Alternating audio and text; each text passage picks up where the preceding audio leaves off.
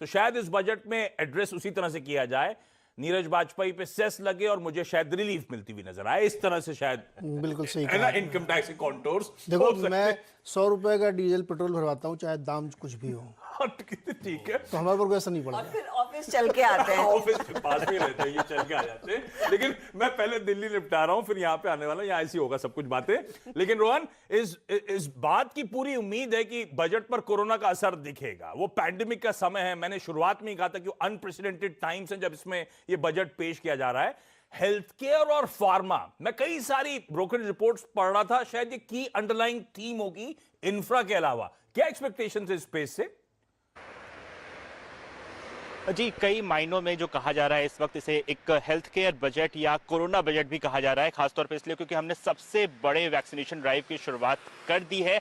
तो इस पर फोकस रहने वाला है। कुल मिला के जो एलोकेशन रहने वाला है हेल्थ केयर सेक्टर का, वो बढ़ेगा, इस बात की पूरी उम्मीद है। एक अलग फंड बनाने की बात हो रही है जो कि पूरे इस तरह के किसी भी क्राइसिस सिचुएशन में सरकार की मदद करेगी डील करने में, बेहतर में, और कुल मिलाकर जो हेल्थ इंफ्रास्ट्रक्चर है उसको मजबूत बनाएगी। और जैसा कि आप लोग बात भी कर रहे थे इस वक्त, क्या एक अलग तरह का हेल्थ केयर सेस लगेगा, इसकी अटकलें तेज है, लेकिन क्या ऐसा होता है ये अब से थोड़ी देर में हमें पता चल जाएगा। बहरहाल मैं आपको बता दूं कि इस वक्त मैं यहाँ पे वित्त राज्य मंत्री अनुराग सिंह ठाकुर के घर के सामने हूं और उन पर हमारी नजरें बनी हुई है। उसकी पल पल की अपडेट हम आपको देते रहेंगे क्योंकि उनकी महत्वपूर्ण भूमिका रही है इस पूरे बजट को बनाने में, तो उसकी जानकारी भी हम आपको आने वाले समय में देते रहेंगे। बिल्कुल। तो ये हुआ फोकस लार्जली इस बार इंफ्रास्ट्रक्चर में और उसके बाद हेल्थ केयर पे, उस पे। और ज्यादातर ब्रोकरेजेस कह रही हैं अब तक जीडीपी का करीब 1.5% हम लोग हेल्थ केयर पे स्पेंड करते थे और बहुत लाइकली कि यहां से रोड मैप दे दी जाए कि 1.5 से बढ़ाकर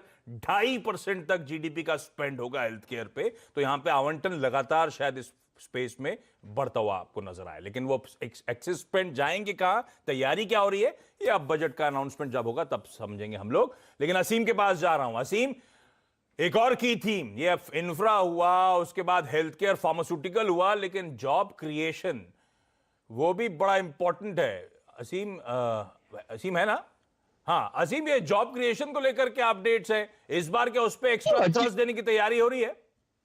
जी सही कहा, जॉब क्रिएशन के ऊपर थ्रस्ट रहेगा। आपने देखा कि लॉकडाउन के दौरान बहुत सारी नौकरियां जो हो गई थी, तो अब सरकार को यही करना है इस बजट के जरिए कि नौकरियों को बढ़ाना है। किसी तरह से आत्मनिर्भर बजट का आप देख सकते हैं इसके अंदर। और खासतौर पे ऐसा रहेगा कि जहां लोगों को आसानी जो है हो। और खासतौर पे दूसरी बात बता दूं कि फिलहाल सरकार का ये बजट जो है किसानों के ऊपर ही फोकस जो है वो रहने वाला है।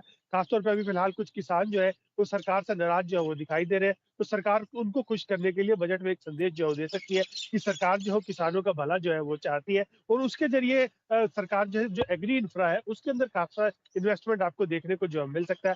मंडियों के अंदर इन्वेस्टमेंट जो है वो देखने को मिल सकता है। ई मंडी के ऊपर सरकार 1,000 करोड़ रुपए का फंड अलग से आवंटन जो है कर सकती है। तो सरकार की उम्मीद यही है कि बजट में कुछ ऐसे अनाउंसमेंट जो हो जिससे किसानों को थोड़ी सी राहत मिलती हुई दिखाई दे और किसान जो है उससे खुश हो। हाँ, तो किसानों के लिए। और वैसे जॉब क्रिएशन तो फोकल एरिया रहा है और इस बार और भी तूल पकड़ता हुआ नजर आएगा इस पैंडिंग के बाद। जो मैं के शेप रिकवरी की बात कर, दिक्कतें हैं, जॉब क्रिएशन की जरूरत है, इसीलिए स्ट्रीट और खासतौर पर बाजार